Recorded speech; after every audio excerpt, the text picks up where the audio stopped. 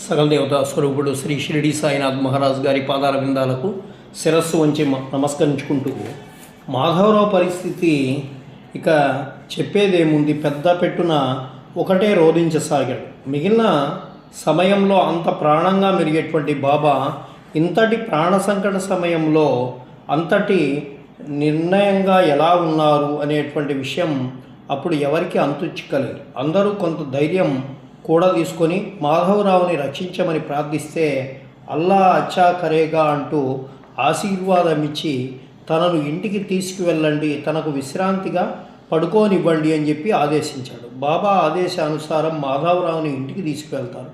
ఆ క్షణం నుండి మాధవరావుకి చాలా స్వస్థతగా అనిపించసాగింది. మరుసటి రోజుకు మాధవరావు ఎటువంటి ఔషధ ఉపచారం లేకుండానే పూర్తిగా కోలుకున్నాడు. తర్వాత దాదాపు 2 నెలల వరకు పాము కరచినటువంటి వేలు బాగా నీలంగా కనిపించేదని మాధవరావు గురించినటువంటి తమ స్మృతుల్లో ఒక నార్కే పేర్కొంటారు. పాము కాటు గురైనప్పటి నుండి మాధవరావు కడుపులో ఆమ్లపిత వికారం కలిగి ఉండేది.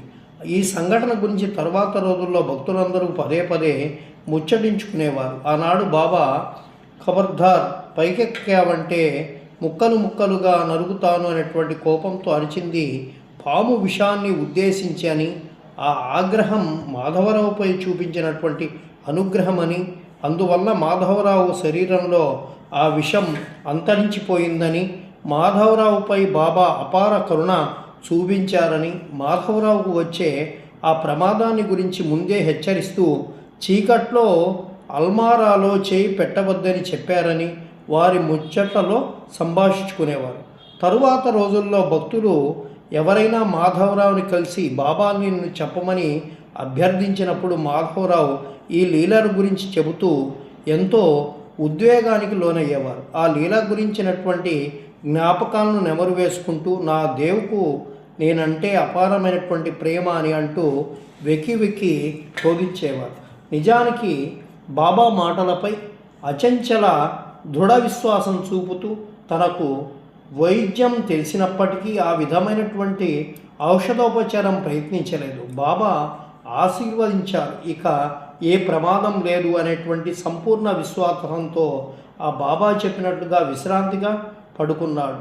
సద్భక్తునిపై క్షణమైన ఏమారని సద్గురువు ప్రేమ, సద్గురు చరణాలపై అచంచలమైనటువంటి విశ్వాసాన్ని ఉంచినటువంటి భక్తుని అపార శ్రద్ధాభక్తులు ఈ లీలలో మనకి దౌత్యపడుతుంది. శ్రీ సాయి మాధవరావుకి ఇచ్చినటువంటి ప్రాముఖ్యత, తనపై చూపిన ప్రేమ అంతా ఇంత కాదు. ఎంతగా అంటే మాధవరావును స్వయంగా తమ ప్రతినిధిగా, ఇంకా చెప్పాలంటే సాక్షాత్తు తమ ప్రతిరూపంగా అభివ్యక్తం చేశారు. బాబా ఎవరిని ఎప్పుడు తమ శిష్యునిగా, వారసునిగా పేర్కొనలేదు. కానీ తాము దేహధారి అయి నడయాడిన కాలంలో మాధవరావుని మాత్రం కొన్ని సందర్భాలలో తమ ప్రతినిధిగా, మరికొన్ని సందర్భాలలో తమ ప్రతిరూపంగా పేర్కొన్నారు. అందువలనే కాకా సాహెబ్ దీక్షిత్, బాపు సాహెబ్ బూటి వంటి వారు మాధవరావుని దైవ సమానులుగా భావించి ఆదరించేవారు. బాబా అలా మాధవరావుని అభివ్యక్తీకరించినటువంటి కొన్ని లీలలు తెలుసుకునేటువంటి ప్రయత్నం చేద్దాం. శ్రీ సాయి శ్రీ నానాసాహెబ్ చందోర్కర్ నాటి రోజులలో సాయి భక్తులకు దళపతి వంటి వారు. నానా చందోర్కర్పై బాబా చాలా ప్రత్యేకమైనటువంటి ప్రేమ, వాత్సల్యం చూపించేవారు. సాయి చరిత్రలో స్వయంగా బాబానే తమకై తాము పిలిపించుకున్నటువంటి ఏకైక భక్త శిరోమణి శ్రీ నానాసాహెబ్ చందోర్కర్. శ్రీ సాయి దర్బార్లో నానాసాహెబ్ చందోర్కర్ది చాలా ప్రత్యేకమైనటువంటి స్థానం. అటువంటి నానాసాహెబ్ చందోర్కర్ తమ జ్యేష్ఠ కుమారుని వివాహం గ్వాలియర్లో జరుప నిశ్చయించుకుంటారు. నానాసాహెబ్ దంపతులు స్వయంగా షిరిడి వచ్చి బాబా మీరు వివాహానికి రావాలి అని చెప్పి ఆహ్వానిస్తారు. నా శ్యామ వస్తాడు, తాను వస్తే నేను వచ్చినట్లే అని బాబా తనతో చెప్తారు. ఈ విధంగా మాధవరావు బాబా ప్రతినిధిగా, విశిష్టమైన అతిథిగా గ్వాలియర్లో జరిగినటువంటి వివాహానికి హాజరవుతారు.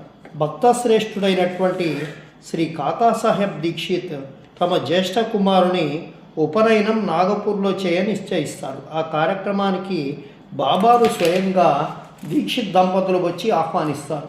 వారికి కూడా బాబా నా శ్యామాను తీసుకువెళ్ళండి అని సమాధానమిస్తారు. ఈ విధంగా మాధవరావు నాగపూర్లో జరిగినటువంటి ఉపనయనానికి బాబా తరఫున హాజరవుతారు.